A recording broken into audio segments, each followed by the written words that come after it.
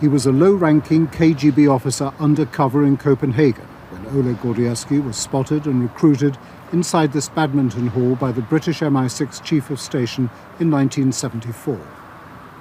But with a little help from his friends, Gordievsky soon rose to the powerful position of Deputy KGB Station Chief in London. When Gorbachev visited London shortly before his appointment as the new Soviet leader, it was Gordievsky who briefed him, while at the same time briefing MI6. It was Gordievsky's knowledge that helped convince Mrs. Thatcher that the West could do business with the new face of Soviet communism.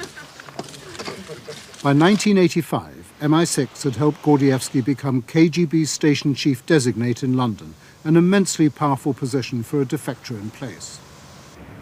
But someone with inside knowledge warned KGB counterintelligence of a defector within its ranks. He had to be an officer with knowledge of Scandinavia and Britain.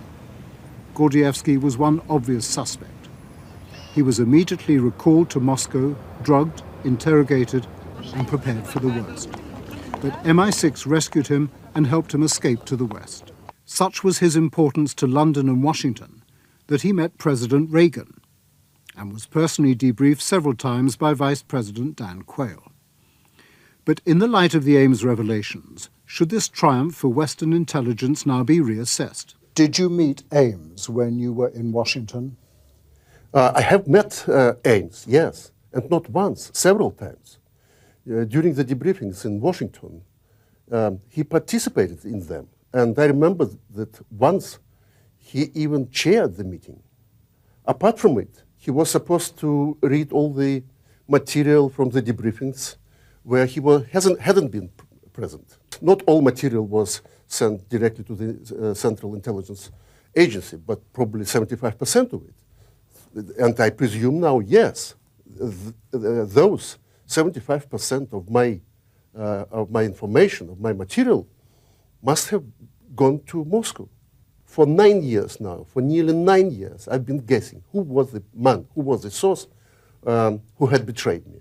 And I didn't know any answer. And now I'm pretty certain that it was him.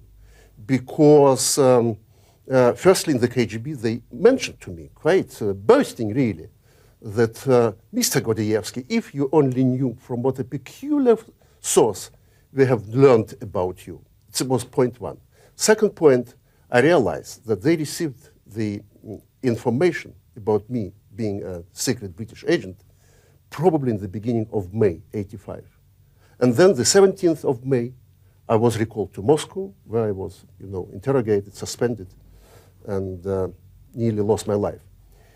And now we know from the FBI affidavit that Mr. Ames had received a payment of £6,000 the 18th of May, just few days after my recall to Moscow. It was not a very specific information. Rarely it was information about persons, about leads, because I knew quite few American names who were in the field of attention of the KGB. But there was a lot of tradecraft, operational philosophy of the KGB. It was the political situation in Moscow, relations between the services and between the Ministry of Foreign Affairs and the Central Committee and other Soviet organizations. Numerous details. The Americans were very thorough and really very good at debriefings. I was enthusiastic. I liked the Americans. I wanted to share my knowledge with them.